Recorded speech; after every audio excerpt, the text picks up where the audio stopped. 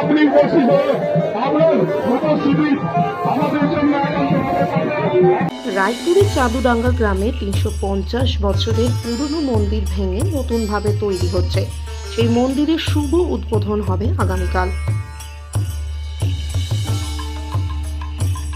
তার আগে আজ কংসাবতী নদীর কালাঘাট থেকে মঙ্গলঘাট পর্যন্ত ৫,০০০-এরও বেশি ভক্ত শোভাযাত্রা সহযোগে মন্দির প্রাঙ্গণে এসে হাজির হয়। এই শোভাযাত্রায় ছিল পুরুলিয়ার ছৌ নাচ, রনপা, ঢাকির দল, ব্যাঞ্জো পার্টি, কীর্তন দল সহ অগণিত ভক্তবৃন্দ। ধূপ, শঙ্খ, ধ্বনির মধ্য দিয়ে প্রায় ৩ কিলোমিটার রাস্তা অতিক্রম করে মায়ের মন্দিরে আসেন ভক্তরা।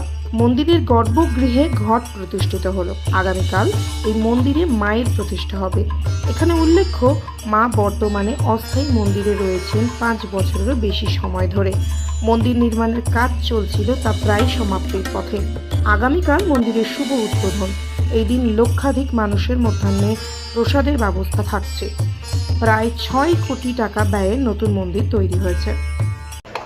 মনে হয় যে আমার দেখা এই বাঁকুড়া জেলার একটা সর্বশ্রেষ্ঠ এবং সুন্দরতম মন্দির এই মা মহামায়া মন্দির। আমি মন্দিরের ভিতরে দর্শনও করেছি এবং কারুকার্যগুলো দেখেছি। খুব সুন্দরভাবে সাজানো গোছানো হয়েছে। আরও অনেক মন্দির ঘুরেছি, কিন্তু আমার মনে হয় আমি যেটা মনে করি যে এটা মনে হচ্ছে বাঁকুড়া জেলার বা দক্ষিণ বাঁকুড়া সবথেকে ভালো মন্দির এবং সর্বশ্রেষ্ঠ মন্দির কিন্তু এই মা মহামায়া।